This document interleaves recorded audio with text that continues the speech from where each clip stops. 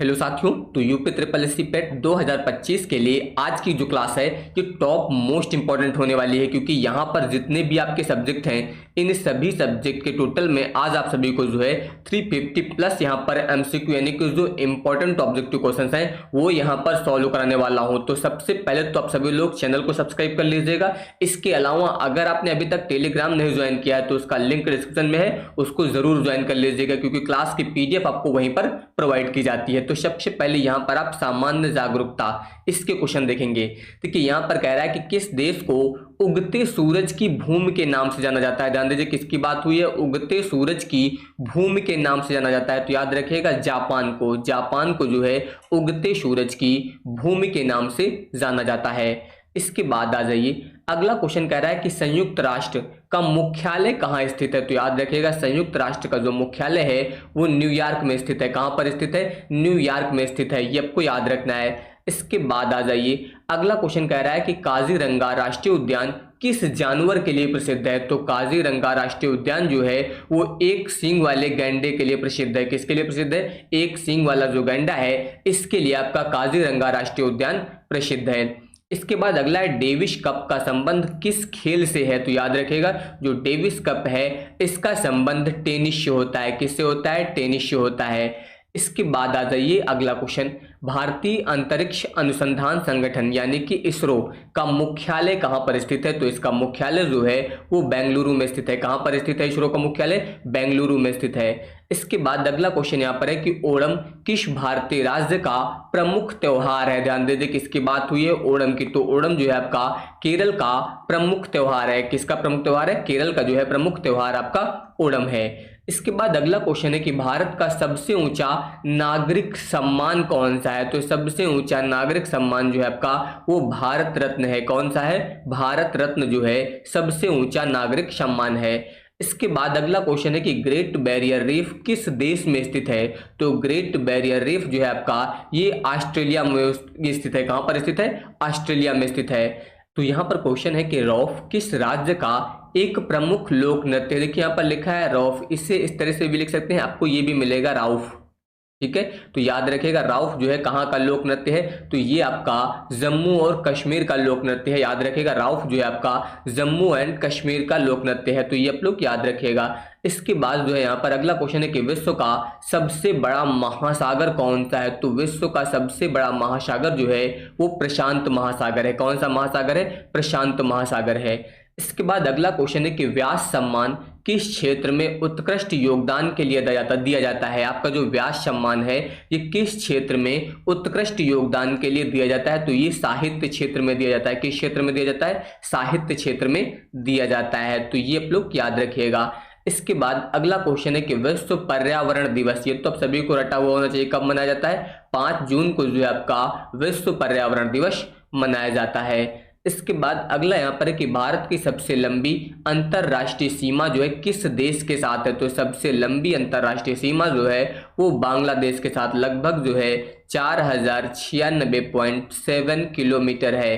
तो सबसे लंबी सीमा यहाँ पर जो है भारत की किसके साथ है? यहाँ पर बांग्लादेश के साथ है। ठीक है, और सबसे छोटी की बात की तो यहाँ पर अफगानिस्तान, आप लोग याद रखिएगा।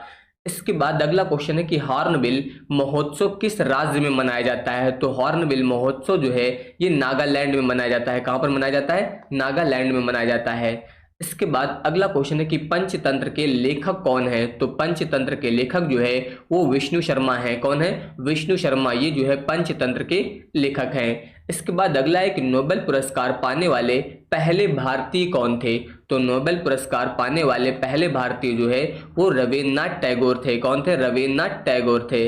इसके बाद अगला है क्यूबा की राजधानी क्या है। तो क्यूबा की राजधानी जो है वो हवाना है। याद रखिएगा क्यूबा की राजधानी क्या है? हवाना। इसके बाद अगला क्वेश्चन है कि विक्टोरिया मेमोरियल कहाँ स्थित है। तो विक्टोरिया मेमोरियल जो है आपका ये कोलकाता में स्थित है। कहाँ पर स्थित है?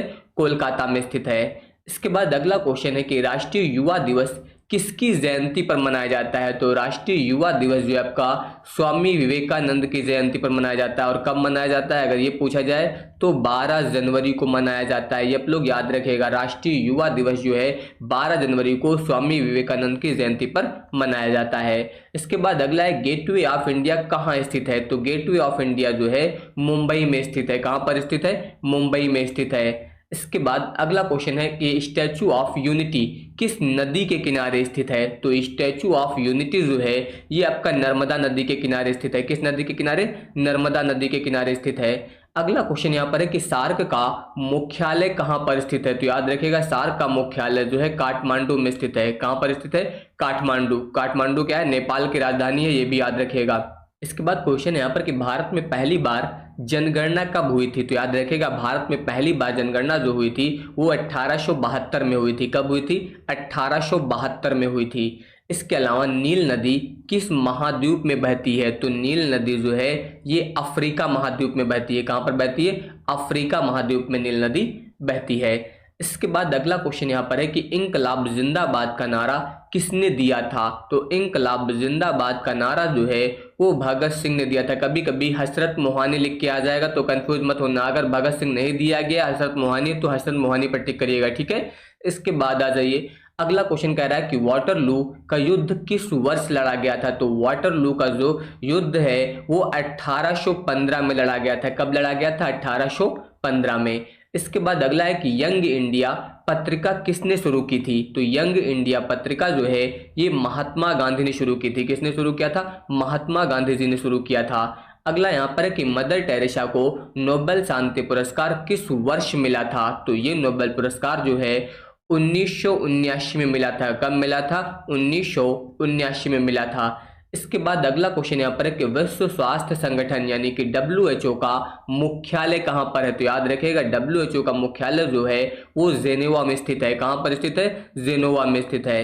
इसके बाद अगला है बटरफ्लाई स्ट्रोक शब्द का उपयोग किस खेल में किया जाता है? तो बटरफ्लाई स्ट्रोक शब्द का उपयोग जो है वो तैराकी में किया जाता है। किस में किया जाता है? तैराकी में किया जाता है। इसके बाद अगला क्वेश्चन है कि अजंता की गुफाएं किस राज्य में स्थित हैं? तो अजंता की गुफाएं जो है ये महाराष्ट्र औरंगाबाद में स्थित है, ये आप लोग याद रखिएगा। इसके बाद अमृतसर में स्वर्ण मंदिर का निर्माण जो है वो किस सिख गुरु ने कराया था? तो अमृतसर में स्वर्ण मंदिर का निर्माण जो है वो गुरु अर्जुन देव ने कराया था। किसने कराया था? गुरु अर्जुन देव ने। कभी कभी पूछा जाएगा यहाँ पर अंतिम यहाँ पर जो है सिख गुरु कौन था? तो याद रखिएगा गुरु गोविंद सिंह। कौन था? गुरु गोविंद सिंह।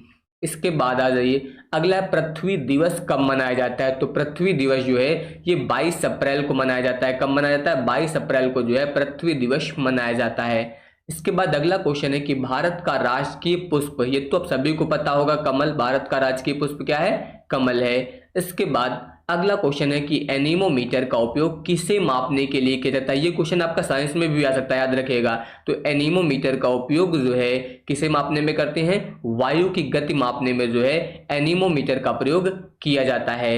इसके बाद क्वेश्चन यहाँ पर है कि बिम्स्टेक का मुख्यालय कहाँ पर स्थित है? तो बिम्स्टेक का मुख्यालय जो है वो ढाका में स्थित है। कहाँ पर स्थित है? ढाका में स्थित है। इसके बाद अगला यहाँ पर है कि उज्जैन किस नदी के किनारे स्थित है? तो उज्जैन जो है आपका ये क्षिप्रा नदी के किनारे स्थित है। किस नदी के किनारे? क्षिप्रा या फिर शिप्रा नदी के किनारे स्थित है। इसके बाद अगला यहाँ पर है, ध्यान दीजिए, हर्यक वंश का संस्थापक कौन था? हर्यक वंश का संस्थापक जो है वो बिंबिसार था। ये इतिहास का क्वेश्चन है, यहाँ पर ऐड हो गया है, ठीक है, ये ध्यान रखिएगा। इसके बाद आ जाइए, अलाई दरवाजा किस शहर में स्थित है? तो अलाई दरवाजा जो है आपका कहाँ पर स्थित है? दिल्ली में स्थित है। याद रखिएगा, अलाई दरवाजा दिल्ली में स्थित है। पुलित्जर पुरस्कार किस क्षेत्र में दिया जाता है? तो ये पुरस्कार जो है आपका साहित्य और पत्रकारिता के क्षेत्र में दिया जाता है। कौन सा? पुलित्जर पुरस्कार जो है ये साहित्य और पत्रकारिता में दिया जाता है। अगला यहाँ पर नोबेल पुरस्कार किस वर्ष से स्थापित किया गया था? नोबेल पुरस्कार जो है आपका ये 1901 में स्थापित किया गया था। कब स्थापित किया गया था? 1901 में जो है स्थापित किया गया था। अगला यहाँ पर है कि विश्व की सबसे बड़ी ताजे पानी की झील कौन सी है? तो विश्व की सबसे बड़ी ताजे पानी की झील की बात की जाए तो सुपीरियर झील है। कौन सी है? सुपीरियर झील। इसके बाद क्वेश्चन है कि विक्टोरिया जलप्रपात किस नदी पर स्थित है? तो ये आपका ज़ैम्बेज़ी नदी पर स्थित है। किस नदी पर है? ज़ैम्बेज़ी नदी पर है। इसके बाद अगला क्वेश्चन यहाँ पर है कि शंकराचार्य द्वारा स्थापित 4 मठ कहाँ पर स्थित है। तो शंकराचार्य के द्वारा याद रखिएगा, एक तो आपका जोशी मठ है, दूसरा द्वारका है, पुरी है और श्रृंगेरी है। तो ये आप लोग याद रखिएगा। इसके बाद अगला क्वेश्चन यहाँ पर है कि भारतीय राष्ट्रीय कैलेंडर यानी कि शक संवत का पहला महीना कौन सा होता है। याद रखिएगा, पहला महीना जो होता है वो चैत्र होता है। कौन सा होता है? चैत्र होता है। इसके बाद अगला यहाँ पर है गोल्डन गर्ल के नाम से किस भारतीय एथलीट को जाना जाता है। तो गोल्डन गर्ल के नाम से पीटी उषा को जाना जाता है। किसको जाना जाता है? पीटी उषा को जो है गोल्डन गर्ल के नाम से जाना जाता है। इसके बाद अगला क्वेश्चन है कि महात्मा गांधी ने हिंद स्वराज नामक पुस्तक किस वर्ष लिखी थी। तो महात्मा गांधी ने जो है हिंद स्वराज नामक पुस्तक जो है ये 1909 में लिखी थी। कब लिखी थी? 1909 में लिखी थी। इसके बाद अगला है कि भारत में सबसे पहले सूर्य किस राज्य में उगता है। तो भारत में सबसे पहले सूर्य जो है वो अरुणाचल प्रदेश में उगता है। कहाँ पर उगता है? अरुणाचल प्रदेश में उगता है। इसके बाद आ जाइए, यहाँ पर ध्यान दीजिए, कह रहा है कि अमजद अली खान का संबंध किस वाद्य यंत्र से है। तो इनका संबंध जो है वो सरोद से है। किस वाद्य यंत्र से है? सरोद से है। इसके बाद अगला क्वेश्चन है कि आगा खान कप का संबंध किस खेल से है। तो इस यहाँ पर कप का संबंध जो है वो हॉकी से है। किससे है? हॉकी से है। इसके बाद यहाँ पर ध्यान दीजिए, अब आप पढ़ने वाले हैं भारतीय इतिहास के क्वेश्चन। देखिए यहाँ पर कह रहा है कि हड़प्पा सभ्यता की खोज किस वर्ष हुई थी। तो हड़प्पा सभ्यता की खोज जो है वो 1921 में हुई थी। याद रखिएगा, कब हुई थी? 1921 में हुई थी। इसके बाद अगला क्वेश्चन है कि त्रिपिटक किस धर्म से संबंधित पवित्र ग्रंथ है। तो त्रिपिटक जो है आपका बौद्ध धर्म से संबंधित पवित्र ग्रंथ है। किससे संबंधित? बौद्ध धर्म से संबंधित पवित्र ग्रंथ है। इसके बाद अगला है कि अशोक के शिलालेखों की लिपि क्या है। तो याद रखिएगा, अशोक के शिलालेखों की लिपि जो है वो ब्राह्मी है। कौन सी है? ब्राह्मी है।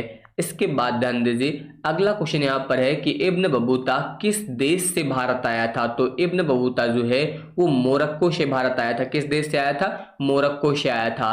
इसके बाद अगला क्वेश्चन यहाँ पर है कि पानीपत का प्रथम युद्ध कब लड़ा गया था। तो पानीपत का पहला युद्ध जो है वो 1526 में लड़ा गया था। कब लड़ा गया था? 1526 में लड़ा गया था। अगला यहाँ पर है कि अकबर का मकबरा कहाँ पर स्थित है। तो अकबर का जो मकबरा है वो सिकंदरा में स्थित है। कहाँ पर स्थित है? सिकंदरा में स्थित है। इसके बाद अगला क्वेश्चन यहाँ पर है कि स्वतंत्रता से पूर्व गोवा पर किस यूरोपीय शक्ति का शासन था। तो यहाँ पर जो है गोवा पर पुर्तगाली का शासक था। किसका था? पुर्तगालियों का जो है यहाँ पर शासन था। इसके बाद ब्रह्म समाज के संस्थापक कौन थे। तो याद रखिएगा, ब्रह्म समाज के संस्थापक जो है राजा राम मोहन राय थे। कौन थे? राजा राम मोहन राय जो है ब्रह्म समाज के संस्थापक थे।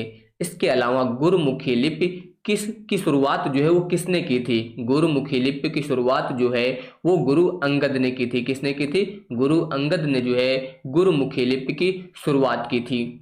इसके बाद अगला यहाँ पर है कि महात्मा गांधी ने अपना पहला सार्वजनिक भाषण कहाँ दिया था। तो सबसे पहला सार्वजनिक भाषण जो है वो वाराणसी में दिया था। कहाँ पर दिया था। वाराणसी में दिया था। इसके बाद त्रिपिटक किस भाषा में लिखे गए थे। तो त्रिपिटक जो है आपके ये पाली भाषा में लिखे गए थे। किस भाषा में लिखे गए थे। पाली भाषा में लिखे गए थे। इसके बाद अगला है सिंधु घाटी सभ्यता का सबसे बड़ा स्थल कौन सा है। तो सिंधु घाटी सभ्यता का सबसे बड़ा स्थल अगर बात होगी तो मोहनजोदड़ो। तो इसे जो है मृतकों का टीला भी बोला जाता है। ये आप लोग याद रखिएगा। इसके बाद आ जाइए, महात्मा बुद्ध का जन्म कहाँ हुआ था। तो महात्मा बुद्ध का जन्म जो हुआ था वो कहाँ पर हुआ था। लुम्बिनी में हुआ था। कहाँ पर हुआ था। लुम्बिनी में हुआ था। ज्ञान कहाँ पर प्राप्त हुआ था इनको। तो ज्ञान जो है इनको बोध गया में प्राप्त हुआ था। और परिनिर्वाण कहाँ पर हुआ था। तो वो कुशीनगर में हुआ था। ये आप लोग याद रखिएगा। इसके बाद हर्षवर्धन की राजधानी क्या थी। तो हर्षवर्धन की राजधानी जो है वो कन्नौज थी। क्या थी। कन्नौज थी। इसके बाद अगला यहाँ पर है कि तराइन का प्रथम युद्ध किस किस के बीच लड़ा गया था। तो तराइन का प्रथम युद्ध जो है वो पृथ्वीराज चौहान और मोहम्मद गौरी के बीच लड़ा गया था। किसके बीच। यहाँ पर पृथ्वीराज चौहान और मोहम्मद गौरी के बीच जो है वो लड़ा गया था। इसके बाद अगला है कुतुब मीनार का निर्माण किसने पूरा करवाया था। तो कुतुब मीनार का निर्माण जो है वो इल्तुतमिश ने पूरा करवाया था। किसने पूरा कराया था। इल्तुतमिश ने पूरा कराया था। इसके बाद दीन इलाही धर्म की स्थापना किसने की थी। तो दीन इलाही धर्म की स्थापना जो है वो अकबर ने की थी। किसने की थी। अकबर ने की थी। अगला यहाँ पर दिया गया है शिवाजी के प्रशासन में पेशवा किसे कहा जाता था। तो पेशवा जो है वो प्रधानमंत्री को बोलते हैं। किसे बोलते हैं? प्रधानमंत्री को जो है पेशवा बोला जाता है। इसके बाद अगला यहाँ पर है कि बंगाल के द्वैध शासन की स्थापना किसने की थी। तो बंगाल में द्वैध शासन की स्थापना जो है वो लॉर्ड क्लाइव ने की थी। किसने की थी? लॉर्ड क्लाइव ने की थी, ये आप लोग याद रखिएगा। इसके बाद अमृतसर शहर की स्थापना किसने की थी। तो इस शहर की स्थापना जो है वो गुरु रामदास जी ने की थी। किसने की थी? गुरु रामदास ने की थी। इसके बाद अगला क्वेश्चन है कि सती प्रथा का अंत किस गवर्नर जनरल के कार्यकाल में हुआ था। तो याद रखिएगा लॉर्ड विलियम बेटिंक। यहाँ पर जो है लॉर्ड विलियम बेटिंक के कार्यकाल में जो है यहाँ पर सती प्रथा का अंत हुआ था। इसके बाद अगला है कि 1857 का विद्रोह कहाँ से शुरू हुआ था। तो ये विद्रोह जो है आपका मेरठ से शुरू हुआ था। 1857 का विद्रोह जो है वो कहाँ से शुरू हुआ था? मेरठ से शुरू हुआ था। इसके बाद आ जाइए, भारत का नेपोलियन किसे कहा जाता है। तो भारत का नेपोलियन जो है समुद्रगुप्त को बोला जाता है। इसके बाद अगला क्वेश्चन यहाँ पर है कि अलाई दरवाजा का निर्माण किस सुल्तान ने करवाया था। तो इसका निर्माण जो है वो अलाउद्दीन खिलजी ने करवाया था। किसने करवाया था? अलाउद्दीन खिलजी ने करवाया था।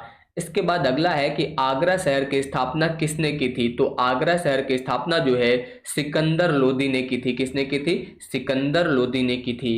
अगला क्वेश्चन यहाँ पर है कि हड़प्पा किस नदी के तट पर स्थित है। तो हड़प्पा आपका जो है वो रावी नदी के तट पर स्थित है। किस नदी के तट पर? रावी नदी के तट पर जो है स्थित है आपका हड़प्पा, ये आप लोग याद रखिएगा। और ये रावी नदी जो है सिंधु नदी की सहायक नदी है, ये आप लोग याद रखिएगा। अगला यहाँ पर है जैन धर्म के 24वें तीर्थकर कौन थे। तो 24वें तीर्थकर जो है वो महावीर स्वामी थे। पहले की बात होगी तो ऋषभ देव थे, 23वें की बात होगी तो पार्श्वनाथ थे, ये आप लोग याद रखिएगा। ये कौन से नंबर के थे? ये 23वें नंबर के थे। और ये जो है आपके प्रथम थे यहाँ पर ऋषभ देव, ठीक है। इसके बाद आ जाइए, अगला यहाँ पर है कि मेगस्थनीज किसके शासनकाल में भारत आया था। तो मेगस्थनीज जो है ये चंद्रगुप्त मौर्य के शासनकाल में भारत आया था। किसके शासनकाल में आया था? यहाँ पर जो है चंद्रगुप्त मौर्य के शासनकाल में। इसके बाद अगला है कालिदास किसके दरबार में थे। तो कालिदास जो है ये चंद्रगुप्त द्वितीय के दरबार में थे, ये आप लोग याद रखिएगा। अगला यहाँ पर है कि हर्षचरित के लेखक कौन है। तो हर्षचरित के लेखक जो है वो बाणभट्ट हैं। कौन है? बाणभट्ट हैं। इसके बाद अगला यहाँ पर है कि रजिया सुल्तान किस वंश से संबंधित थी। तो रजिया सुल्तान जो है ये गुलाम वंश से संबंधित है। किससे संबंधित थी? गुलाम वंश से संबंधित थी।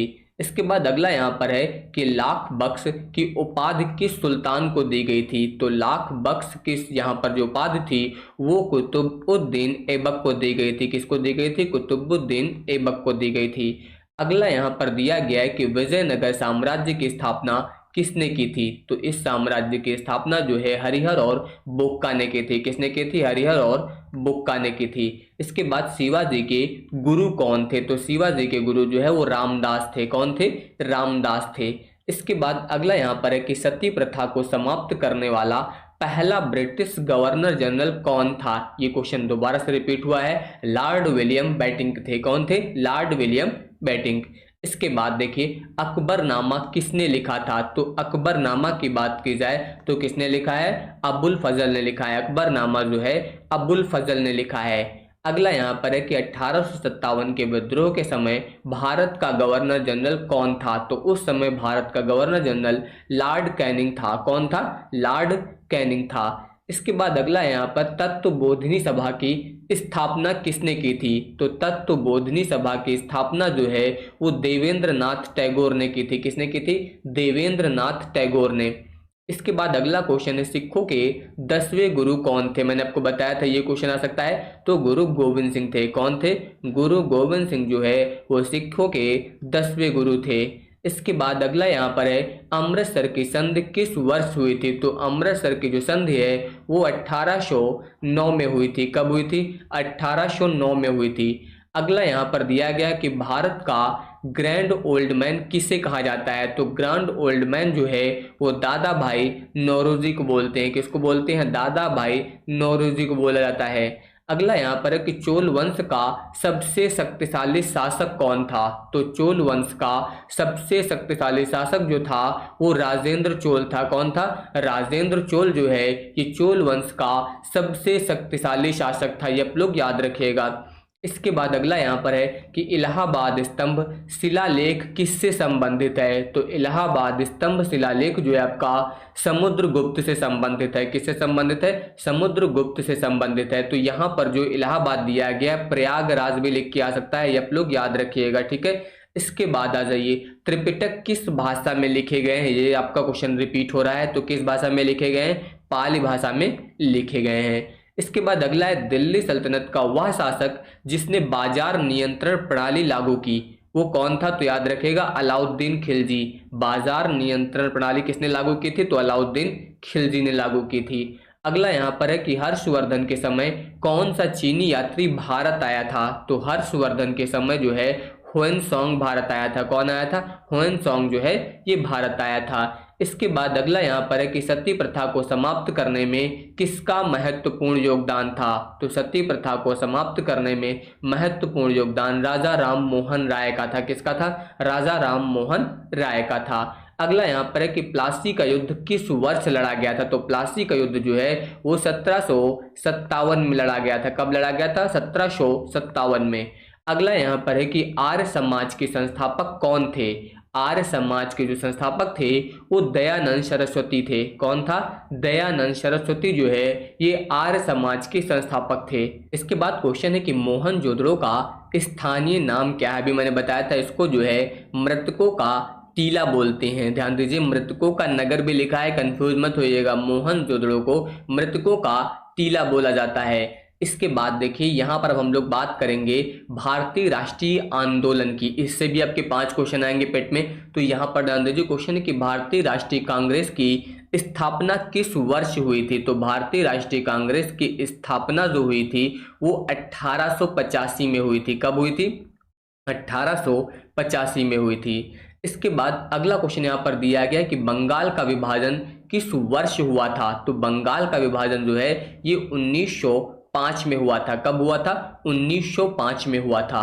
अगला यहाँ पर क्वेश्चन है कि जलियांवाला बाग हत्याकांड किस शहर में हुआ था? तो ये आपका अमृतसर में हुआ था। कहाँ पर हुआ था? जलियांवाला बाग हत्याकांड जो है ये अमृतसर में हुआ था। तो इसका विकल्प नंबर सी सही होगा।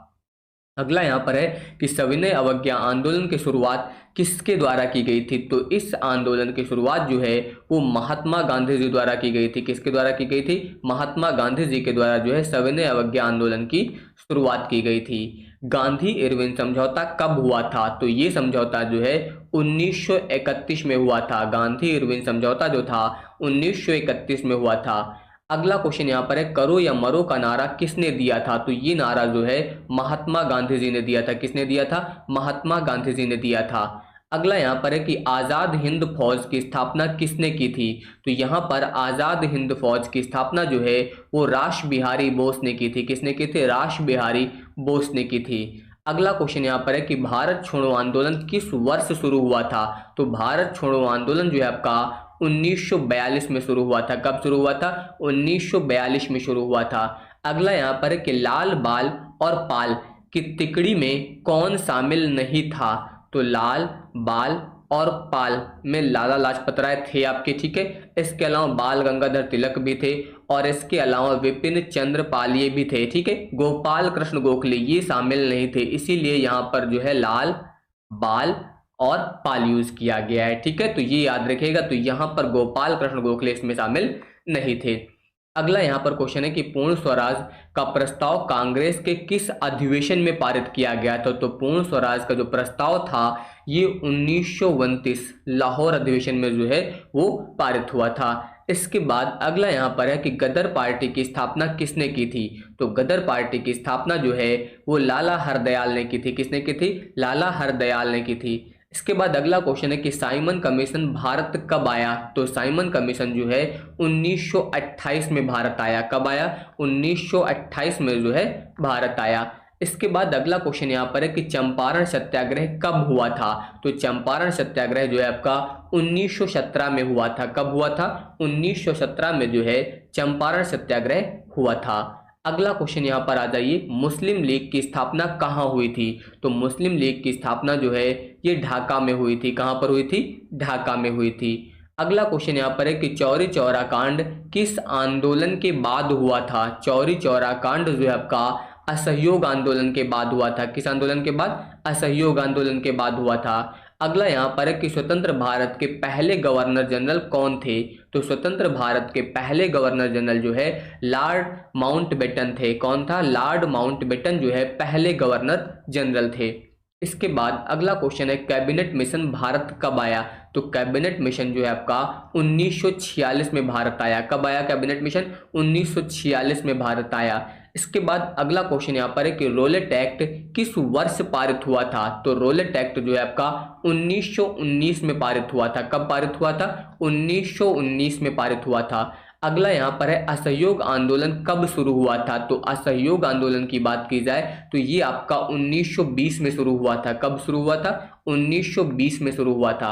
अगला यहाँ पर दिल्ली चलो का नारा किसने दिया था? तो दिल्ली चलो का नारा जो है सुभाष चंद्र बोस ने दिया था। किसने दिया था? सुभाष चंद्र बोस जी ने दिया था। अगला यहाँ पर है काकोरी ट्रेन डकैती कब हुई थी? तो ये जो है 1925 में हुई थी। कब हुई थी? 1925 में हुई थी। अगला यहाँ पर है बारदौली सत्याग्रह का नेतृत्व किसने किया था? तो बारदौली सत्याग्रह का नेतृत्व जो है सरदार वल्लभ भाई पटेल ने किया था। किसने किया था? सरदार वल्लभ भाई पटेल ने किया था। अगला यहाँ पर क्वेश्चन है कि होम रूल लीग आंदोलन किसने शुरू किया था? तो ये होम रूल लीग जो आंदोलन था ये एनी बेसेंट और बाल गंगाधर तिलक ने शुरू किया था। ये आप लोग याद रखिएगा। अगला यहाँ पर है मार्लेमेंटो सुधार किस वर्ष लागू हुआ था? तो मार्लेमेंटो सुधार जो है आपका 1909 में लागू हुआ था। कब लागू हुआ था? 1909 में लागू हुआ था। अगला है भारत का बिस्मार्क किसे कहा जाता है? तो भारत का बिस्मार्क जो है वो सरदार वल्लभ भाई पटेल को कहते हैं। किसको बोलते हैं? सरदार वल्लभ भाई पटेल जी को बोलते हैं। अगला यहाँ पर इंडियन नेशनल कांग्रेस के पहले अध्यक्ष कौन थे? तो पहले अध्यक्ष जो थे वो WC बनर्जी थे। कौन था? WC बनर्जी जो है इंडियन नेशनल कांग्रेस के पहले अध्यक्ष थे। अगला यहाँ पर है स्वदेशी आंदोलन कब शुरू हुआ था? तो स्वदेशी आंदोलन जो है आपका 1905 में शुरू हुआ था। कब शुरू हुआ था? 1905 में शुरू हुआ था। अगला यहाँ पर है कांग्रेस का विभाजन गर्म दल और नरम दल में किस अधिवेशन में हुआ था? तो ये आपका सूरत अधिवेशन 1907 में हुआ था। कब हुआ था? सूरत अधिवेशन 1907 में हुआ था। अगला यहाँ पर है होम रूल लीग आंदोलन का नेतृत्व किसने किया था? तो ये जो है एनी बेसेंट और बाल गंगाधर तिलक ने किया था। इसके बाद अगला यहाँ पर है कि जलियांवाला बाग हत्याकांड के विरोध में किसने अपनी सर की उपाधि जो है लौटा दी थी? तो ये जो है रविंद्रनाथ टैगोर ने लौटाया था। किसने लौटाया था? रविंद्रनाथ टैगोर ने जो है अपनी सर की उपाधि जो है वो लौटा दी थी। इसके बाद अगला यहाँ पर एक खिलाफत आंदोलन का नेतृत्व किसने किया था? तो खिलाफत आंदोलन का जो नेतृत्व था वो अली बंधु ने किया था। किसने किया था? अली बंधु ने किया था। अगला यहाँ पर है असहयोग आंदोलन कब समाप्त हुआ? तो असहयोग आंदोलन जो था ये आपका 1922 में समाप्त हुआ था। कब हुआ था? 1922 में समाप्त हुआ था। अगला यहाँ पर है कि साइमन कमीशन का बहिष्कार क्यों किया गया? यहाँ पर ध्यान दीजिए, जो साइमन कमीशन था इसका बहिष्कार जो है क्यों किया गया था? तो ये याद रखिएगा कि इसमें जो है एक भी भारतीय सदस्य नहीं था, इसलिए यहाँ पर जो है इसका बहिष्कार किया गया था। इसके अलावा दांडी मार्च की शुरुआत महात्मा गांधी ने कहाँ से की थी? तो ये शुरुआत जो है साबरमती आश्रम से हुई थी। कहाँ से हुई थी? साबरमती आश्रम से हुई थी। इसके बाद अगला है द्वितीय गोलमेज सम्मेलन में कांग्रेस का प्रतिनिधित्व किसने किया था? तो ये महात्मा गांधी जी ने किया था। किसने किया था? महात्मा गांधी जी ने द्वितीय गोलमेज सम्मेलन में जो है कांग्रेस का प्रतिनिधित्व किया था। कभी कभी क्वेश्चन आता है कि तीनों गोलमेज सम्मेलन में किसने भाग लिया था? तो तीनों की बात होगी तो डॉक्टर भीमराव अंबेडकर जी ने भाग लिया था। अगला यहाँ पर क्वेश्चन है कि पाकिस्तान शब्द का पहली बार प्रयोग किसने किया था? तो ये जो है चौधरी रहमत अली ने किया था। किसने किया था? चौधरी रहमत अली ने जो है पहली बार यहाँ पर पाकिस्तान शब्द का प्रयोग किया था। अगला है सुभाष चंद्र बोस ने फॉरवर्ड ब्लॉक की स्थापना किस वर्ष की थी? तो सुभाष चंद्र बोस ने जो है फॉरवर्ड ब्लॉक की स्थापना 1939 में की थी। कब की थी? 1939 में की थी। अगला यहाँ पर है कैबिनेट मिशन भारत में किस उद्देश्य से आया? तो कैबिनेट मिशन जो है आपका ये संविधान सभा का गठन करने के उद्देश्य से आया था। ये आप लोग याद रखिएगा, संविधान सभा का गठन करने के उद्देश्य से कैबिनेट मिशन आया था भारत। अगला यहाँ पर है भारत का पहला वायसराय कौन था, तो याद रखिएगा लॉर्ड कैनिंग। लॉर्ड कैनिंग जो है भारत का पहला वायसराय था। अगला यहाँ पर दिया गया है कि गदर पार्टी की स्थापना कहाँ हुई थी, तो गदर पार्टी की स्थापना जो है वो संयुक्त राज्य अमेरिका में हुई थी। कहाँ पर हुई थी, यूएसए में हुई थी। इसके बाद अगला क्वेश्चन यहाँ पर है कि भगत सिंह, राजगुरु और सुखदेव को फांसी कब दी गई थी, तो याद रखिएगा 23 मार्च 1931 को दी गई थी। भगत सिंह, राजगुरु और सुखदेव को फांसी जो है 23 मार्च 1931 को दी गई थी। अगला क्वेश्चन यहाँ पर है कि करो या मरो का नारा किस आंदोलन से संबंधित है, तो करो या मरो का नारा जो है ये भारत छोड़ो आंदोलन से संबंधित है। किससे संबंधित है, भारत छोड़ो आंदोलन से संबंधित है। अगला यहाँ पर है कि आजाद हिंद फौज की स्थापना का विचार सबसे पहले किसके मन में आया था, तो सबसे पहले मोहन सिंह के मन में आया था। आजाद हिंद फौज की स्थापना का विचार सबसे पहले मोहन सिंह के मन में आया था। अगला यहाँ पर है कि लखनऊ पैक्ट जो है वो किस वर्ष हुआ था, तो लखनऊ पैक्ट जो है आपका 1916 में हुआ था। कब हुआ था, 1916 में हुआ था। अगला यहाँ पर क्वेश्चन है कि चौरी चौरा कांड किस राज्य में हुआ था, तो ये आपका जो है उत्तर प्रदेश में हुआ था। चौरी चौरा कांड जो है कहाँ पर हुआ था, उत्तर प्रदेश में हुआ था। अगला यहाँ पर क्वेश्चन है कि सारे जहां से अच्छा हिंदोसिता हमारा गीत किसने लिखा था, तो ये जो है इकबाल ने लिखा था। किसने लिखा था, इकबाल ने लिखा था। इसके बाद अगला यहाँ पर है महात्मा गांधी ने चंपारण सत्याग्रह किसके लिए किया था, तो ये जो था ये किसानों के लिए था। किसके लिए था, किसानों के लिए था। इसके बाद अगला क्वेश्चन यहाँ पर है कि भारत में राष्ट्रवाद का जनक किसे माना जाता है, तो राष्ट्रवाद के जनक के रूप में राजा राम मोहन राय को जाना जाता है। किसको जाना जाता है, राजा राम मोहन राय जी को। इसके बाद अगला है क्रिप्स मिशन भारत कब आया था, तो क्रिप्स मिशन जो है ये 1942 में भारत आया था। कब आया था, 1942 में भारत आया था। इसके बाद अगला है कि आगरा में सिकंदर लोदी द्वारा बनाए गए किले में जामा मस्जिद किसने बनवाई थी, तो ये जो है शाहजहां ने बनवाई थी। किसने बनवाई थी, शाहजहां ने बनवाई थी। अगला यहाँ पर है, ध्यान दीजिए, अब हम लोग बात करने वाले हैं भूगोल की। तो इसमें क्वेश्चन यहाँ पर है कि सौर मंडल का सबसे बड़ा ग्रह कौन सा है, तो सबसे बड़ा ग्रह जो है आपका बृहस्पति है। याद रखिएगा सबसे बड़ा ग्रह जो है वो बृहस्पति है। इसके बाद आ जाइए ग्रीनविच मीन टाइम यानी कि जीएमटी किस देश से होकर गुजरती है, तो जीएमटी यानी कि ग्रीनविच मीन टाइम्स जो है आपकी यूनाइटेड किंगडम से होकर गुजरती है। कहाँ से होकर गुजरती है, यूनाइटेड किंगडम से होकर गुजरती है। भारत का सबसे ऊंचा पर्वत शिखर कौन सा है, तो सबसे ऊंचा पर्वत शिखर भारत की बात हुई है तो भारत का सबसे ऊंचा पर्वत शिखर कंचनजंगा है। ये आप लोग याद रखिएगा, कंचनजंगा है। इसके बाद आ जाइए अगला यहाँ पर है कि सुंदरवन डेल्टा कहाँ पर स्थित है, तो सुंदरवन डेल्टा जो है गंगा ब्रह्मपुत्र नदी के बीच, याद रखिएगा गंगा ब्रह्मपुत्र नदी के बीच जो है सुंदरवन डेल्टा स्थित है। अगला क्वेश्चन यहाँ पर है कि भारत में मानसून का आगमन किस महीने में होता है, तो मानसून का आगमन भारत में जून में होता है। किस महीने में होता है, जून में होता है। अगला यहाँ पर है कि लक्षद्वीप द्वीप समूह कहाँ स्थित है, तो लक्षद्वीप जो है आपका अरब सागर में स्थित है। कहाँ पर स्थित है, अरब सागर में स्थित है। अगला क्वेश्चन यहाँ पर दिया गया कि विश्व का सबसे गहरा महासागरीय गर्त कौन सा है, तो विश्व का सबसे गहरा बात हुई है तो याद रखिएगा मेरियाना गर्त है। कौन सा है, मेरियाना गर्त, ये विश्व का सबसे गहरा महासागरीय गर्त है। इसके बाद अगला यहाँ पर है भूमध्य रेखा पर दिन और रात की अवधि कितनी होती है, तो भूमध्य रेखा की बात हुई है तो भूमध्य रेखा पर दिन और रात जो होते हैं वो समान होते हैं। दिन और रात जो है वो दोनों समान होते हैं। अगला यहाँ पर है कि हीराकुंड बांध किस नदी पर बनाया गया, तो हीराकुंड बांध जो है ये महानदी पर बनाया गया है। किस पर बनाया गया है, महानदी पर बनाया गया है। अगला यहाँ पर क्वेश्चन है कि किस राज्य को भारत का चीनी का कटोरा कहा जाता है, तो भारत का चीनी का कटोरा जो है वो उत्तर प्रदेश को बोला जाता है। किसे बोला जाता है, उत्तर प्रदेश को बोला जाता है। अगला यहाँ पर दिया गया है ग्रैंड कैनियन किस नदी पर स्थित है, तो ग्रैंड कैनियन जो है आपका कोलोराडो पर स्थित है। कहाँ पर स्थित है, कोलोराडो पर। इसके बाद आ जाइए अगला यहाँ पर है भूकंप को मापने के लिए किस उपकरण का उपयोग किया जाता है, तो भूकंप को मापने के लिए जो है सीस्मोग्राफ का प्रयोग करते हैं। किसका प्रयोग करते हैं, सीस्मोग्राफ का प्रयोग जो है भूकंप या भूकंप की तीव्रता मापने के लिए किया जाता है। अगला यहाँ पर है पनामा नहर किन दो महासागरों को जोड़ती है, तो पनामा नहर जो है आपका अटलांटिक और प्रशांत महासागर को जोड़ती है। किसको जोड़ती है? अटलांटिक और प्रशांत महासागर को पनामा नहर जोड़ती है। अगला क्वेश्चन यहाँ पर है कि विश्व का सबसे बड़ा मरुस्थल कौन सा है? तो विश्व का सबसे बड़ा मरुस्थल सहारा मरुस्थल है। कौन सा है? सहारा मरुस्थल है। इसके बाद दामोदर घाटी परियोजना किस नदी पर स्थित है? तो दामोदर घाटी परियोजना जो है आपकी दामोदर नदी पर स्थित है। किस नदी पर स्थित है? दामोदर नदी पर स्थित है। अगला क्वेश्चन यहाँ पर है कि भारत का सबसे पुराना तेल उत्पादक क्षेत्र कौन सा है? सबसे पुराना तेल उत्पादक क्षेत्र डिगबोई है। कौन सा है? डिगबोई है। इसके बाद अगला यहाँ पर है कि विश्व की सबसे लंबी पर्वत श्रृंखला कौन सी है?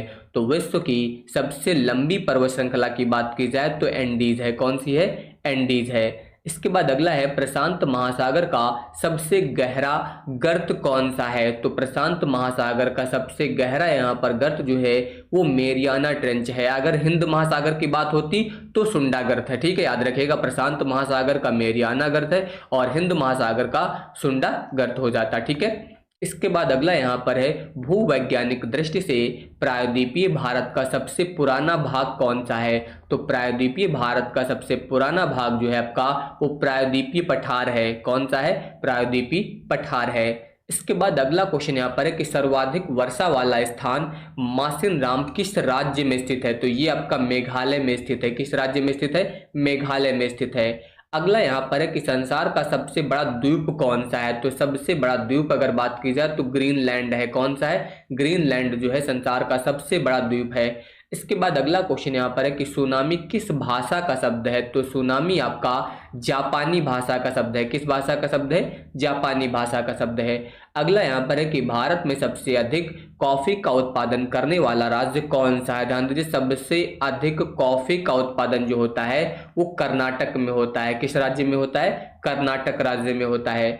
अगला यहाँ पर है कि पाक जलद मरुमध्य किन दो देशों के बीच स्थित है? तो पाक जलद मरुमध्य जो है आपका ये भारत और श्रीलंका के बीच स्थित है। किसके बीच? भारत और श्रीलंका के बीच। अगला यहाँ पर है आइसोबार्स किन बिंदुओं को जोड़ती हैं? तो आइसोबार जो होती हैं ये समान वायुमंडलीय दबाव, याद रखिएगा, किसे जोड़ती हैं? सामान्य वायुमंडलीय दबाव को। अगला यहाँ पर है कि पृथ्वी को किस नाम से जाना जाता है? तो पृथ्वी को नीला ग्रह के नाम से जानते हैं। किस नाम से जानते हैं? नीला ग्रह के नाम से जो है पृथ्वी को जाना जाता है। इसके बाद विश्व का सबसे बड़ा मरुस्थल, ये आपका रिपीट हुआ है, याद रखिएगा, कौन सा है आपका? सहारा मरुस्थल है। इसके बाद अगला क्वेश्चन यहाँ पर है कि एशिया और अफ्रीका को कौन सी नहर जोड़ती है? तो एशिया और अफ्रीका को सुएज नहर जोड़ती है। कौन सी नहर जोड़ती है? सुएज नहर जो है आपकी एशिया और अफ्रीका को जोड़ती है। अगला क्वेश्चन यहाँ पर है कि विश्व की सबसे लंबी नदी कौन सी है? तो विश्व की सबसे लंबी नदी जो है वो नील नदी है। कौन सी नदी है? नील नदी जो है विश्व की सबसे लंबी नदी है। अगला यहाँ पर दिया गया है कि भारत में सर्वाधिक वर्षा कहाँ होती है? तो भारत में सबसे ज्यादा वर्षा जो होती है मासिनराम में होती है और ये कहाँ पर स्थित है? मेघालय में स्थित है। अगला क्वेश्चन यहाँ पर है कि पाक जलद मरुमध्य किन दो देशों के बीच स्थित है? ये क्वेश्चन आपका दोबारा से टाइप हो गया है। ठीक है, भारत और श्रीलंका के बीच स्थित है। अगला क्वेश्चन यहाँ पर है कि विश्व का सबसे बड़ा द्वीप कौन सा है? तो ग्रीनलैंड। ये शायद क्वेश्चन यहाँ से आपके रिपीट हो रहे हैं। ठीक है, दो बार शायद टाइप हो गए हैं। इसके बाद देखिए, पृथ्वी के आंतरिक भाग में कौन सी परत कोर कहलाती है? यहाँ पर आंतरिक भाग में जो है कौन सी परत कोर बोली जाती है? तो याद रखिएगा, जो सबसे भीतरी परत होती है इसको कोर बोलते हैं। अगला यहाँ पर है भारत का सबसे बड़ा राज्य क्षेत्रफल की दृष्टि से कौन सा है? तो सबसे बड़ा राज्य क्षेत्रफल की दृष्टि से राजस्थान है। कौन सा है? राजस्थान है। इसके बाद आ जाइए, अगला यहाँ पर है कि भूकंप को मापने के लिए किस उपकरण का उपयोग किया जाता है? तो इसे मापने के लिए सीस्मोग्राफ का प्रयोग करते हैं। इसके बाद आ जाइए, सौर मंडल का सबसे छोटा ग्रह कौन सा है? तो सबसे छोटा ग्रह आपका बुध है। सबसे छोटा ग्रह कौन सा है? बुध। इसके बाद आ जाइए, अगला लाल ग्रह किसे कहा जाता है? तो लाल ग्रह जो है वो मंगल ग्रह को बोलते हैं। मंगल ग्रह को जो है लाल ग्रह के नाम से जाना जाता है। अगला यहाँ पर है कि भारतीय मानक समय IST ग्रीनविच मीन टाइम से कितना आगे है? तो याद रखिएगा 5.5 घंटे, यानी कि 5 घंटे 30 मिनट आगे है। इसके बाद अगला यहाँ पर है कि अरावली पर्वत श्रृंखला की सबसे ऊंची चोटी कौन सी है, किसकी बात हुई है, अरावली पर्वत शिखर की। तो इसकी सबसे ऊंची चोटी जो है वो गुरु शिखर है। कौन सी है, गुरु शिखर है। इसके बाद अगला है दामोदर नदी को बंगाल का शोक क्यों कहा जाता है। इसमें जो है अक्सर बाढ़ आती है, इसलिए इसे जो है बंगाल का शोक बोला जाता है। किसे, दामोदर नदी को। कभी कभी क्वेश्चन यही आएगा कि बंगाल का शोक किसे कहते हैं, तो याद रखिएगा दामोदर नदी को बोला जाता है। ठीक है। इसके अलावा विश्व की सबसे बड़ी मीठे पानी की झील कौन सी है, तो सबसे बड़ी मीठे पानी की झील सुपीरियर झील है। कौन सी है, सुपीरियर झील।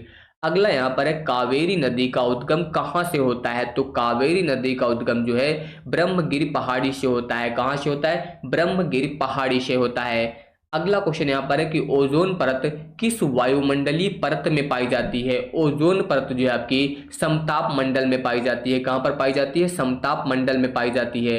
अगला है सूर्य और पृथ्वी के बीच न्यूनतम दूरी कब होती है, तो सूर्य और पृथ्वी के बीच सबसे कम दूरी जो है वो 3 जनवरी को होती है। किस दिन होती है, 3 जनवरी को सूर्य और पृथ्वी के बीच की दूरी जो है वो सबसे कम होती है। अगला यहाँ पर है कि भारत का सबसे बड़ा राष्ट्रीय राजमार्ग कौन सा है। सबसे बड़ा राष्ट्रीय राजमार्ग जो है NH44 है, याद रखिएगा। सबसे बड़ा राष्ट्रीय मार्ग आपका NH44 है। इसके बाद आ जाइए, अगला यहाँ पर है भारत में सबसे अधिक चाय का उत्पादन करने वाला राज्य कौन सा है, तो याद रखिएगा असम। कॉफी की बात होगी तो कर्नाटक, चाय की बात होगी तो असम।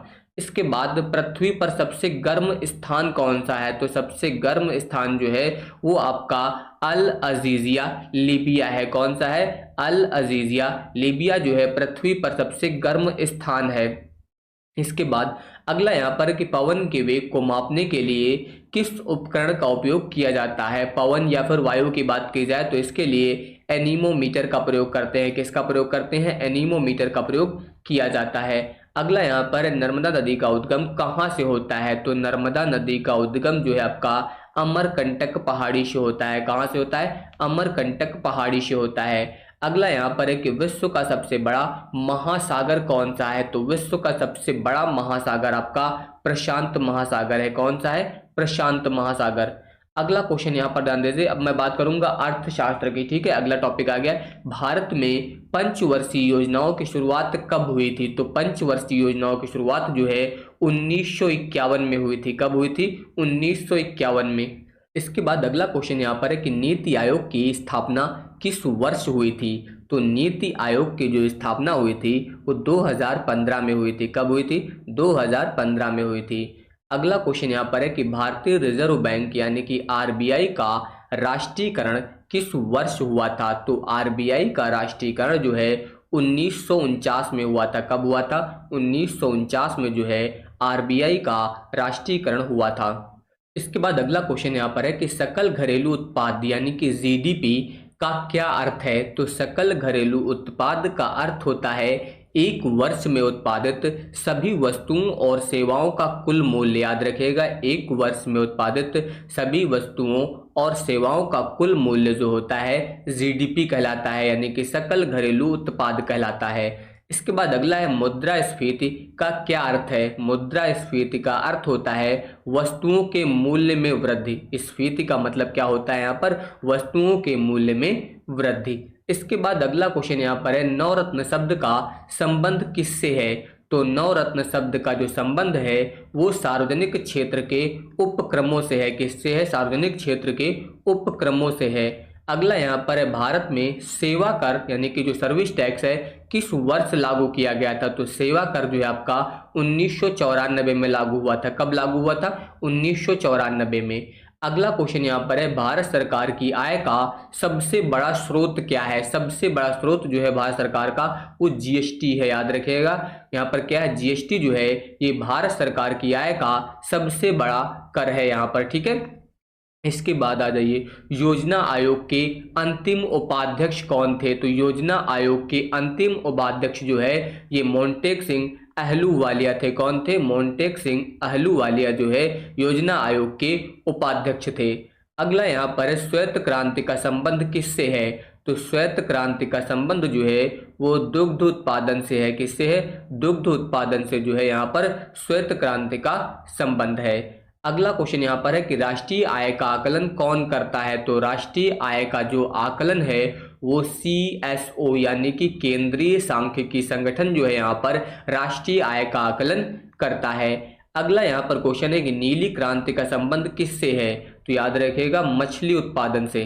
नीली क्रांति का संबंध जो है वो किससे है, मछली उत्पादन से। अभी श्वेत क्रांति की बात हुई थी, उसका संबंध किससे था, दुग्ध उत्पादन से। पीली क्रांति का संबंध किससे है, तिलहन उत्पादन से। ठीक है, इसके बाद आ जाइए, ग्रेन ऑफ गोल्ड किसे कहा जाता है। तो ग्रेन ऑफ गोल्ड जो है वो चाय को बोलते हैं, चाय को जो है ग्रेन ऑफ गोल्ड बोला जाता है। अगला यहाँ पर क्वेश्चन है कि भारत में पहली औद्योगिक नीति किस वर्ष घोषित की गई थी। तो पहली औद्योगिक नीति जो है 1948 में घोषित की गई थी। कब की गई थी, 1948 में घोषित की गई थी। अगला क्वेश्चन यहाँ पर है कि सेबी का पूर्ण रूप क्या है। तो सेबी के पूर्ण रूप की बात की जाए तो भारतीय प्रतिभूति और विनिमय बोर्ड है। क्या है, भारतीय प्रतिभूति और विनिमय बोर्ड जो है ये सेबी का पूर्ण रूप है। इसके बाद ध्यान दीजिए, अगला यहाँ पर है कि भारत में गरीबी हटाओ का नारा किस पंचवर्षीय योजना में दिया गया था। तो गरीबी हटाओ का नारा जो है ये 5वीं पंचवर्षीय योजना में दिया गया था। किसमें दिया गया था, 5वीं पंचवर्षीय योजना में। इसके बाद देखिए यहाँ पर क्वेश्चन है कि कृषि से संबंधित कौन सा निकाय है। तो कृषि से संबंधित निकाय की बात की जाए तो वो है आपका नाबार्ड। नाबार्ड जो है आपका कृषि से संबंधित है। इसके बाद अगला यहाँ पर है कि जीएसटी किस प्रकार का कर है। तो जीएसटी जो है आपका अप्रत्यक्ष कर है। किस प्रकार का कर है, अप्रत्यक्ष कर है। इसके बाद अगला क्वेश्चन यहाँ पर है बैंक दर का क्या अर्थ है। तो बैंक दर के अर्थ की बात की जाए तो वह दर जिस पर आरबीआई जो है बैंकों को ऋण देता है उसे जो है बैंक दर बोला जाता है। ये याद रखिएगा, वह दर जिस पर आरबीआई जो है बैंकों को ऋण देता है उससे जो है बैंक दर बोला जाता है। देखिए अगला क्वेश्चन यहाँ पर है कि भारत में पहली बार बैंकों का राष्ट्रीयकरण कब हुआ था। तो पहली बार राष्ट्रीयकरण जो हुआ था बैंकों का 1969 में हुआ था। कब हुआ था, 1969 में हुआ था। अगला क्वेश्चन यहाँ पर ध्यान दीजिए, भारतीय अर्थव्यवस्था किस प्रकार की अर्थव्यवस्था है। तो भारतीय अर्थव्यवस्था जो है ये मिश्रित अर्थव्यवस्था है। किस प्रकार की अर्थव्यवस्था है, मिश्रित अर्थव्यवस्था है। अगला यहाँ पर है भारतीय जीवन बीमा निगम यानी कि LIC की स्थापना कब हुई थी। तो LIC की स्थापना 1956 में हुई थी। कब हुई थी, 1956 में हुई थी। अगला यहाँ पर है नीति आयोग का अध्यक्ष कौन होता है। तो नीति आयोग के अध्यक्ष जो है प्रधानमंत्री होते हैं। कौन होता है, प्रधानमंत्री होता है। अगला यहाँ पर है भारत में हरित क्रांति का जनक किसे माना जाता है। तो हरित क्रांति का जनक जो है डॉक्टर MS स्वामीनाथन को माना जाता है। हरित क्रांति का जनक डॉक्टर MS स्वामीनाथन को माना जाता है। ठीक है, और श्वेत क्रांति का जनक जो है वर्गीस कुरियन को माना जाता है। ये भी याद रखिएगा। अगला यहाँ पर क्वेश्चन है कि पंचवर्षीय योजना का अंतिम अनुमोदन कौन करता था। तो इसका अंतिम अनुमोदन जो है वो राष्ट्रीय विकास परिषद करता था। कौन करता था, राष्ट्रीय विकास परिषद। अगला यहाँ पर है मुद्रास्फीति को नियंत्रित करने के लिए भारतीय रिजर्व बैंक यानी कि RBI क्या उपाय करता है। तो RBI जो है वो रेपो दर बढ़ाता है, रेपो दर को बढ़ाता है। याद रखिएगा, RBI क्या करता है, रेपो दर को बढ़ाता है। अगला क्वेश्चन यहाँ पर है कि सेबी का मुख्यालय कहाँ पर स्थित है। तो सेबी का मुख्यालय मुंबई में स्थित है। कहाँ पर स्थित है, मुंबई में स्थित है। यहाँ पर देखिए क्वेश्चन दिया गया कि भारतीय रिजर्व बैंक का राष्ट्रीयकरण कब हुआ था। तो भारतीय रिजर्व बैंक का राष्ट्रीयकरण जो है 1949 में हुआ था। कब हुआ था, 1949 में हुआ था। अगला क्वेश्चन देखिए, सकल राष्ट्रीय उत्पाद यानी कि GNP क्या है। तो सकल राष्ट्रीय उत्पाद जो होता है आपका ये GDP प्लस विदेशों से प्राप्त जो है शुद्ध कारक आय। याद रखिएगा, GDP प्लस विदेशों से प्राप्त शुद्ध कारक आय जो है आपकी GNP कहलाती है।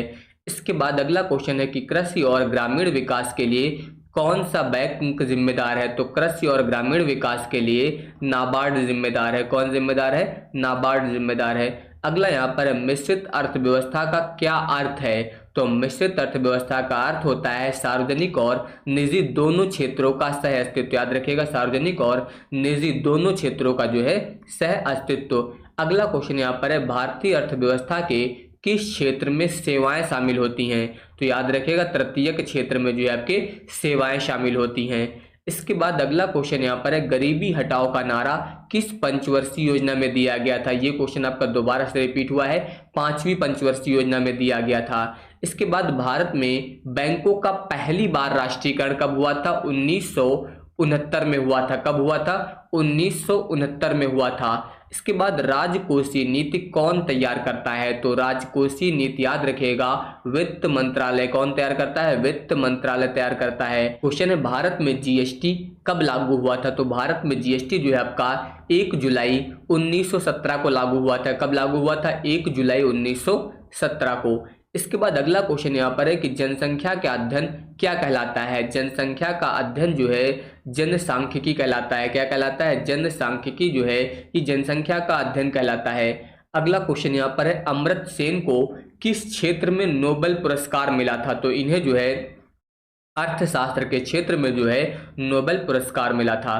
अगला क्वेश्चन यहाँ पर है कि भारत में आयकर यानी कि इनकम टैक्स की शुरुआत किसने की थी। तो ये शुरुआत जो है जेम्स विल्सन ने की थी। किसने की थी? जेम्स विल्सन ने की थी। अगला क्वेश्चन यहाँ पर है कि नाबार्ड की स्थापना किस पंचवर्षीय योजना के दौरान हुई थी। तो नाबार्ड की स्थापना जो है वो 6ठी पंचवर्षीय योजना के दौरान हुई थी। अगला यहाँ पर क्वेश्चन है, काली क्रांति का संबंध किससे है। तो काली क्रांति का संबंध जो है वो पेट्रोलियम उत्पादन से है। किससे है? पेट्रोलियम उत्पादन से है आपका काली क्रांति का संबंध। ये आप लोग याद रखिएगा। अगला यहाँ पर क्वेश्चन है कि कोर सेक्टर में कितने उद्योग शामिल होते हैं। तो कोर सेक्टर में टोटल 8 उद्योग शामिल होते हैं। कितने उद्योग शामिल होते हैं? 8 उद्योग जो है इसमें शामिल होते हैं। अगला है, भारत में राष्ट्रीय आय का अनुमान सबसे पहले किसने लगाया था। तो राष्ट्रीय आय का अनुमान सबसे पहले दादा भाई नौरोजी ने लगाया था। किसने लगाया था? दादा भाई नौरोजी ने लगाया था। अगला यहाँ पर क्वेश्चन है कि स्वर्ण जयंती ग्राम स्वरोजगार योजना यानी कि SGSY किस वर्ष शुरू हुई थी। तो ये योजना जो है 1999 में शुरू हुई थी। कब शुरू हुई थी? 1999 में। अगला क्वेश्चन ध्यान दीजिए, अब यहाँ पर आप लोग भारतीय संविधान यानी कि राजनीति के क्वेश्चन देखेंगे। भारतीय संविधान कब लागू हुआ था। तो भारतीय संविधान जो है 26 जनवरी 1950 को लागू हुआ था। ये तो आप सभी को रटा हुआ होना चाहिए। कब लागू हुआ था? 26 जनवरी 1950 को भारतीय संविधान लागू हुआ था। अगला यहाँ पर है, भारतीय संविधान सभा के स्थायी अध्यक्ष कौन थे। तो स्थायी अध्यक्ष जो है वो डॉक्टर राजेंद्र प्रसाद थे। कौन था? डॉक्टर राजेंद्र प्रसाद। अगला क्वेश्चन यहाँ पर दिया गया है कि भारतीय संविधान में कुल कितने मौलिक अधिकार हैं। टोटल 6 मौलिक अधिकार हैं। कितने अधिकार हैं? 6 मौलिक अधिकार हैं। अगला क्वेश्चन है कि राज्यसभा के सदस्यों का कार्यकाल कितने वर्ष का होता है। तो राज्यसभा के सदस्यों का जो कार्यकाल होता है वो 6 वर्ष होता है। कितना होता है? 6 वर्ष होता है। अगला क्वेश्चन यहाँ पर है कि अनुच्छेद 32 का संबंध किससे है। तो अनुच्छेद 32 का संबंध जो है वो संवैधानिक उपचारों का अधिकार से किससे है? संवैधानिक उपचारों के अधिकार से जो है आपका अनुच्छेद 32 जो है वो संबंधित है। अगला क्वेश्चन यहाँ पर दिया गया है कि पंचायती राज व्यवस्था का उल्लेख किस अनुच्छेद में है। तो पंचायती राज व्यवस्था का उल्लेख जो है अनुच्छेद 40 में है। किसमें है? अनुच्छेद 40 में। अगला क्वेश्चन यहाँ पर दिया गया है कि लोकसभा में अधिकतम सदस्यों की संख्या कितनी हो सकती है। तो लोकसभा में मैक्सिमम संख्या जो होती है वो 552 हो सकती है। अगला यहाँ पर है कि संविधान संशोधन की प्रक्रिया किस देश से ली गई थी। तो ये प्रक्रिया जो है दक्षिण अफ्रीका से ली गई थी। कहाँ से ली गई थी? दक्षिण अफ्रीका से ली गई थी। अगला क्वेश्चन है कि भारत का राष्ट्रपति अपना त्यागपत्र किसे संबोधित करता है। ये जो है अपना त्यागपत्र उपराष्ट्रपति को उपराष्ट्रपति को जो है संबोधित करता है। इसके बाद अगला यहाँ पर है कि भारत में मुख्य चुनाव आयुक्त की नियुक्ति कौन करता है।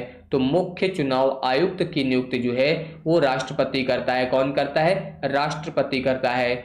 अगला यहाँ पर क्वेश्चन दिया गया है कि प्रस्तावना में समाजवादी पार्टी, पंथ निरपेक्ष और अखंडता शब्द का किस संशोधन द्वारा जोड़े गए हैं। तो ये शब्द जो है आपके 42वें संशोधन से जुड़े हैं। किससे जुड़े हैं? 42वें संशोधन से जुड़े हैं। अगला यहाँ पर देखिए, मौलिक कर्तव्य किस देश के संविधान से लिए गए हैं। तो मौलिक कर्तव्य जो है वो सोवियत संघ से लिए गए हैं। अगला क्वेश्चन यहाँ पर है, भारतीय संविधान के किस भाग में मौलिक अधिकारों का उल्लेख है। तो मौलिक अधिकारों का उल्लेख भाग 3 में है। किसमें है? भाग 3 में।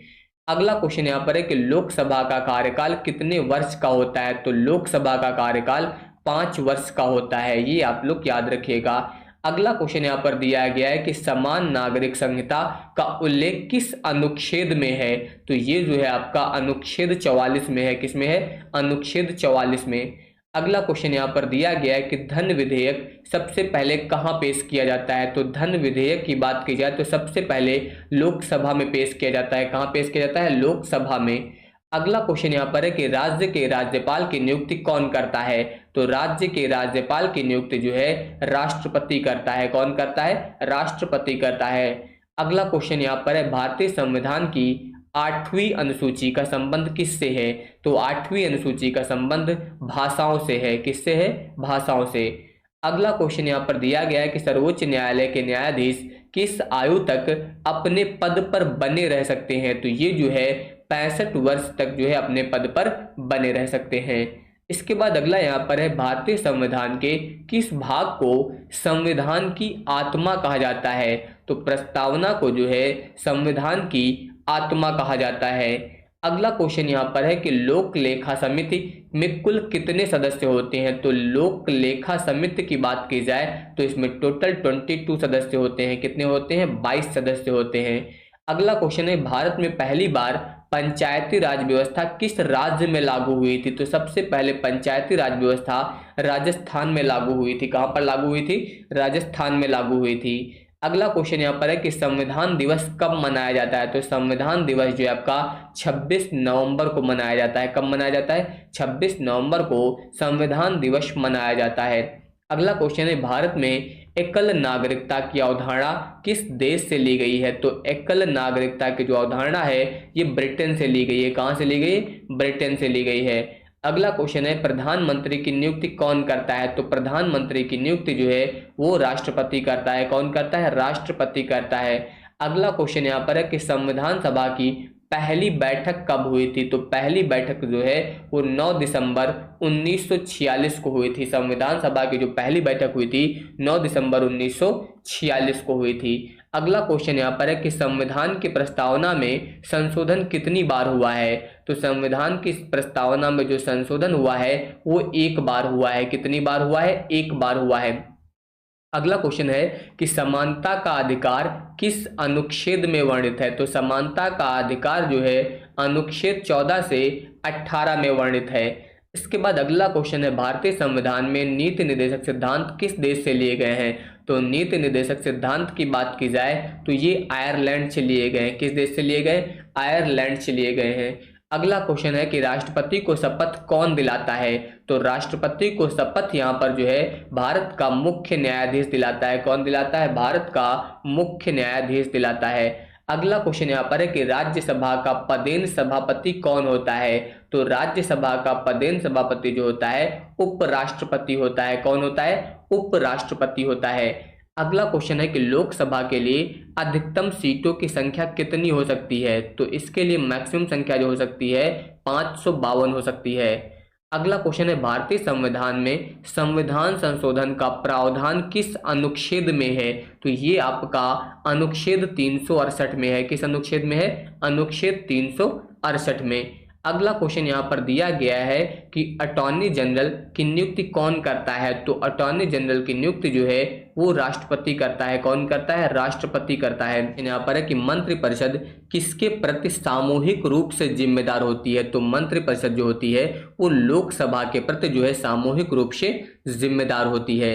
इसके बाद आ जाइए अगला क्वेश्चन यहाँ पर दिया गया है कि ग्राम पंचायतों का संगठन किस अनुच्छेद में है? तो ग्राम पंचायतों का जो संगठन है वो अनुच्छेद 40 में है। किस में है? अनुच्छेद 40 में। अगला क्वेश्चन यहाँ पर है कि भारतीय संविधान के किस भाग में मौलिक कर्तव्य शामिल है? तो मौलिक कर्तव्य जो है भाग 4A में शामिल है। किस में शामिल है? भाग 4A में शामिल है। अगला यहाँ पर है भारत में एकल नागरिकता की अवधारणा किस देश से ली गई है? तो एकल नागरिकता की जो अवधारणा है ये ब्रिटेन से ली गई है। कहां से ली गई है? ब्रिटेन से ली गई है। यहाँ पर राज्य पुनर्गठन आयोग का गठन किस वर्ष हुआ था? किसकी बात हुई है? राज्य पुनर्गठन आयोग की। तो इसका गठन जो है वो 1953 में हुआ था। कब हुआ था? 1953 में। अगला है भारतीय संविधान की 8वीं अनुसूची का संबंध किससे है? तो 8वीं अनुसूची का संबंध भाषाओं से है।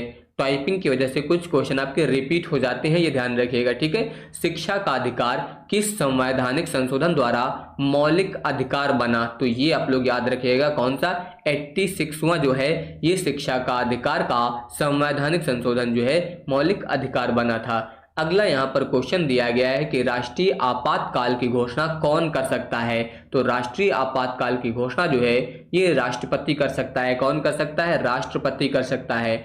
अगला यहाँ पर सर्वोच्च न्यायालय के न्यायाधीश की नियुक्ति कौन करता है, तो सर्वोच्च न्यायालय के न्यायाधीश की नियुक्ति जो है वो राष्ट्रपति करता है। कौन करता है? राष्ट्रपति करता है।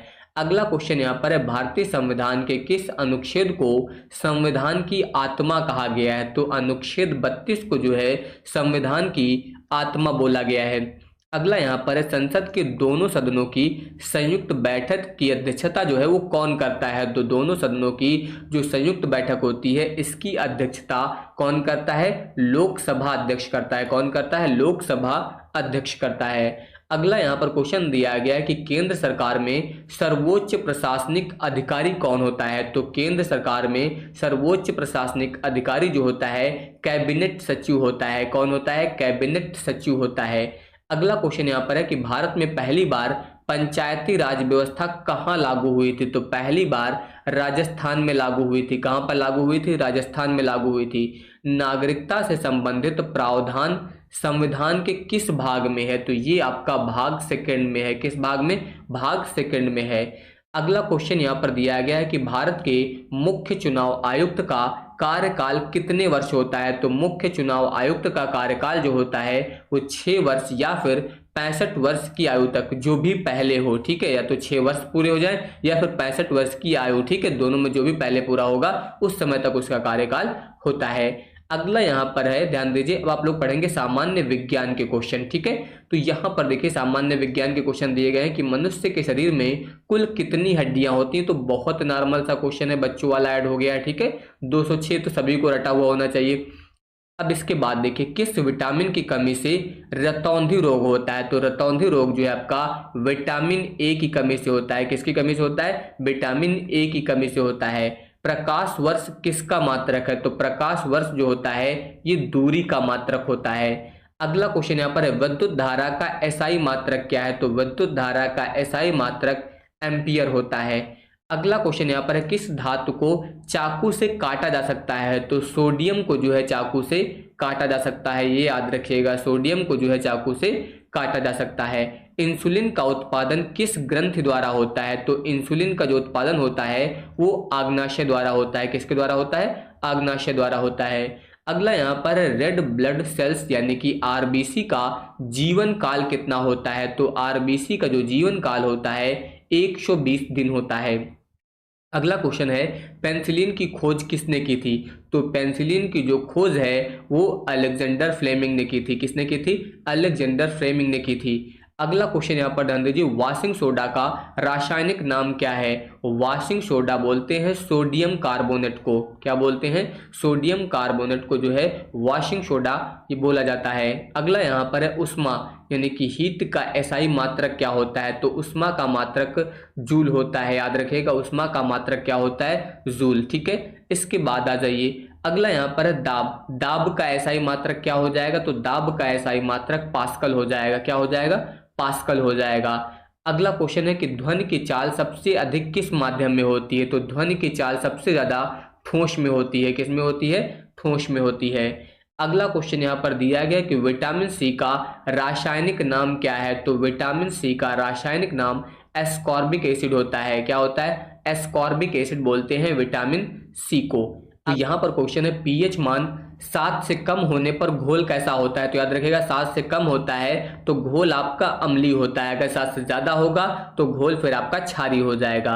इसके बाद अगला यहाँ पर है कि मानव शरीर का सामान्य तापमान कितना होता है, तो सामान्य तापमान जो होता है 37 डिग्री सेल्सियस और 98.6 डिग्री फ़ारेनहाइट। यहाँ पर ये दोनों विकल्प सही हैं। अगर सेल्सियस में निकालेंगे तो ये इतना आएगा, अगर फ़ारेनहाइट में निकालेंगे तो ये इतना आएगा। मतलब यहाँ पर विकल्प की बात की जाए तो कौन सही मानेंगे? सी, जिसमें लिखा है दोनों, यानी कि ए और बी दोनों। इसके बाद आ जाइए, अगला यहाँ पर है कि सूर्य की ऊर्जा का स्रोत क्या है? तो सूर्य की ऊर्जा का स्रोत जो है वो नाभिकीय संलयन है। क्या है? नाभिकीय संलयन जो है सूर्य की ऊर्जा का स्रोत होता है। अगला क्वेश्चन है कि हृदय की धड़कन को नियंत्रित करने वाला हार्मोन कौन सा है? तो हृदय की धड़कन को नियंत्रित करने वाला अगर हार्मोन है तो वो है आपका एड्रेनलिन। याद रखिएगा कौन सा है? एड्रेनलिन जो है आपका हृदय की धड़कन को नियंत्रित करने वाला हार्मोन है। अगला क्वेश्चन यहाँ पर दिया गया है कि इलेक्ट्रॉन की खोज किसने की थी? तो इलेक्ट्रॉन की खोज जे थॉमसन ने की थी। किसने की थी? जे थॉमसन ने जो है इलेक्ट्रॉन की खोज की थी। अगला है पौधों में हरा रंग किसकी उपस्थिति के कारण होता है? ये तो सभी को पता होगा, बच्चों वाला क्वेश्चन है। क्लोरोफिल के कारण जो है पौधों में हरा रंग होता है। अगला क्वेश्चन यहाँ पर है कि दूरदृष्टि दोष को ठीक करने के लिए किस लेंस का उपयोग किया जाता है? तो दूरदृष्टि दोष को ठीक करने के लिए उत्तल लेंस का प्रयोग करते हैं। किस लेंस का प्रयोग करते हैं? उत्तल लेंस का प्रयोग करते हैं। अगला क्वेश्चन यहाँ पर दिया गया आपको कि रेडियोधर्मिता की खोज किसने की थी? तो रेडियोधर्मिता की खोज जो है वो हेनरी बेकरल ने की थी। याद रखिएगा, हेनरी बेकरल भी लिख के आएगा कहीं पर, ठीक है। हेनरी बेकरल, तो कंफ्यूज मत होना, यही है आपका, ठीक है। इसके बाद आ जाइए, अगला क्वेश्चन है विद्युत बल्ब में कौन सी गैस भरी होती है? विद्युत बल्ब में आपकी आर्गन गैस भरी होती है। अगला क्वेश्चन यहाँ पर दिया गया है कि ब्लड प्रेशर मापने के लिए किस उपकरण का प्रयोग किया जाता है? तो ब्लड प्रेशर मापने के लिए जो है यहाँ पर किसका प्रयोग करते हैं? स्फिग्मो मैनोमीटर का प्रयोग जो है यहाँ पर किया जाता है। अगला यहाँ पर दिया गया है आपका क्वेश्चन, ध्यान दीजिए, सबसे हल्की गैस कौन सी है? तो सबसे हल्की गैस आपकी हाइड्रोजन होती है। सबसे हल्की गैस कौन सी होती है? हाइड्रोजन।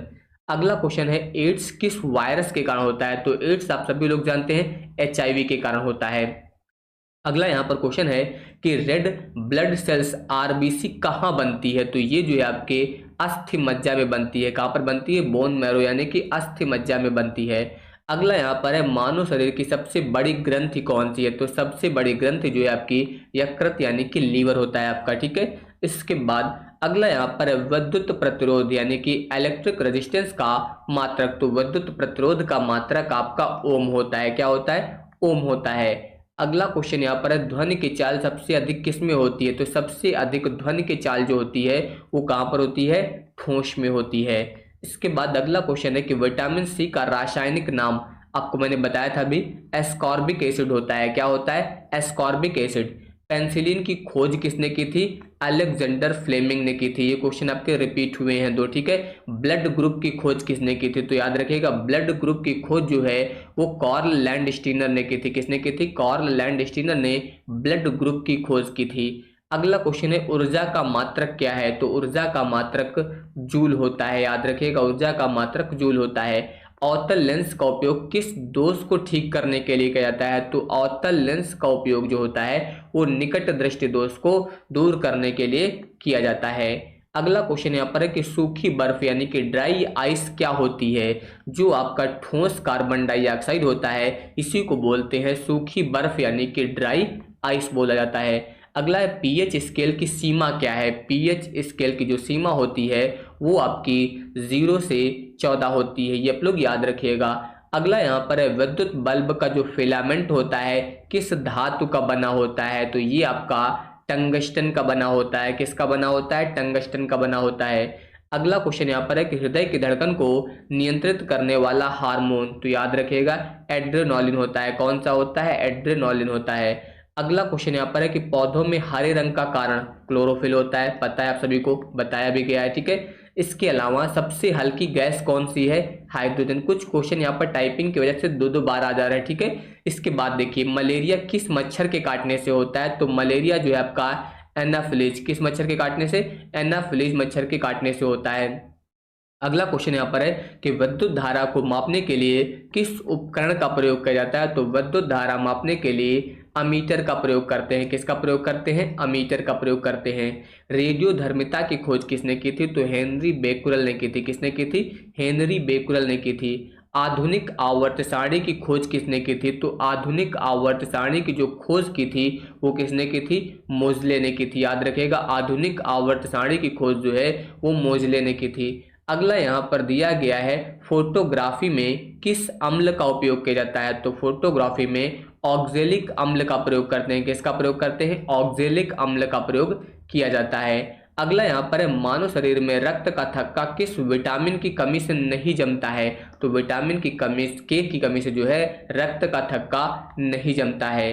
अगला यहाँ पर दिया गया है कि हीमोग्लोबिन में कौन सी धातु मौजूद होती है? तो हीमोग्लोबिन में आपका लोहा यानी कि आयरन मौजूद होता है।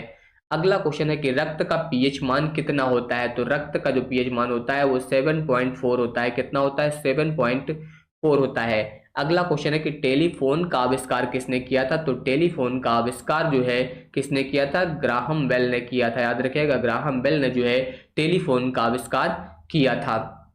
अगला यहाँ पर है कि प्रकाश संश्लेषण की क्रिया में किस रंग के प्रकाश में सबसे अधिक होती है? ध्यान दीजिए, यहाँ पर प्रकाश संश्लेषण की क्रिया जो है वो किस रंग के प्रकाश में सबसे ज्यादा होती है? तो याद रखिएगा, लाल रंग के प्रकाश में प्रकाश संश्लेषण की क्रिया सबसे ज्यादा होती है। ठीक है, तो यहाँ पर जितने भी क्वेश्चन बताए हैं इन सभी की पीडीएफ मैं आपको टेलीग्राम पर प्रोवाइड करूंगा। टेलीग्राम का लिंक डिस्क्रिप्शन में दिया गया है। ठीक है, पूरी 1 शॉट पीडीएफ आपको वहां पर मिल जाएगी। तो आप सभी लोग चैनल को सब्सक्राइब करके नोटिफिकेशन बेल जरूर ऑन कर लीजिएगा। धन्यवाद।